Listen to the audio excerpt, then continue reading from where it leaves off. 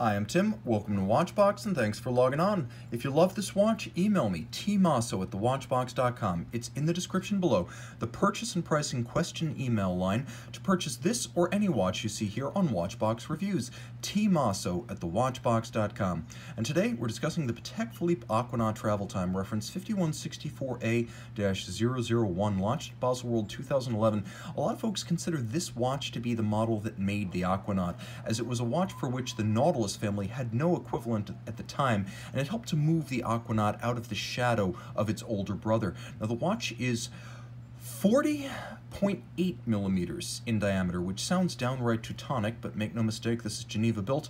The watch, 46.5 millimeters lug-to-lug and 10.5 millimeters thick, with a 21 millimeter spacing between the lugs.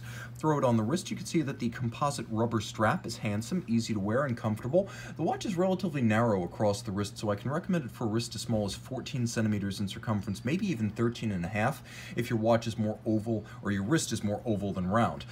The timepiece, of course, low on the wrist, easy to fit underneath the cuff. The timepiece is comfortable and 120 meters water resistant, automatic and loomed. It is a true sports watch through and through.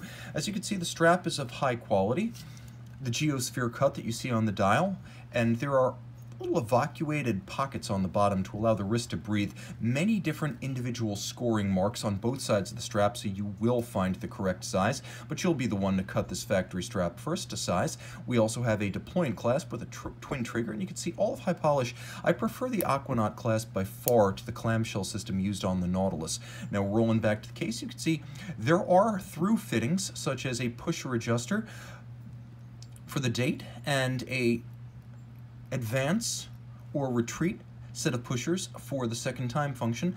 But in spite of those through fittings, the watch remains 120 meters water resistant, and the timepiece is handsome with a combination of stronger lugs than you'll find on the Nautilus and simple facets, polished and satinated for contrast.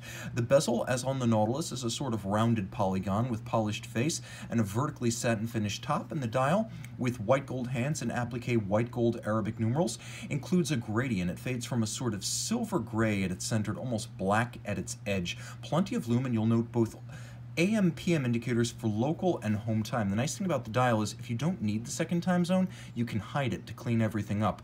And then, of course, if you wish, you can advance in either direction. Note how the local time AM/PM will change as you advance that local time hour hand. And that's important to note, that solid hour hand is the time zone where you are now. It's also the time zone that advances or retards the date.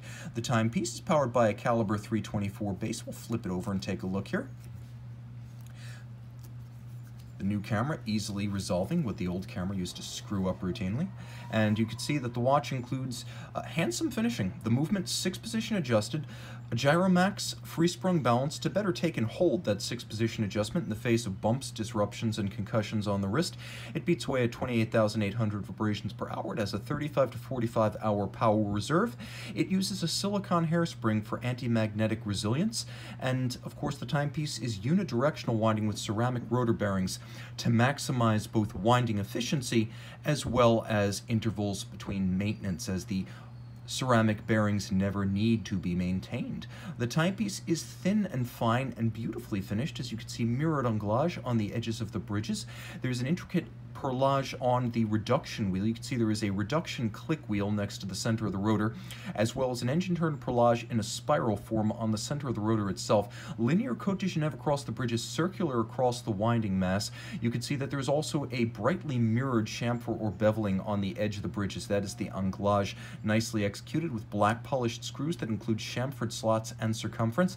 It's a handsome and properly finished movement in the finest tradition of Geneva watchmaking. A timepiece that puts it all together, and a very travel-friendly complication. A dressable watch that's also a more than sufficient sports watch and viable on a huge range of wrists. There's almost nothing the 5164A cannot do. Email tmosso@thewatchbox.com for purchase and pricing details for this Aquanaut travel time. The Patek Philippe Aquanaut travel time, pivoting away on its 29 jewels.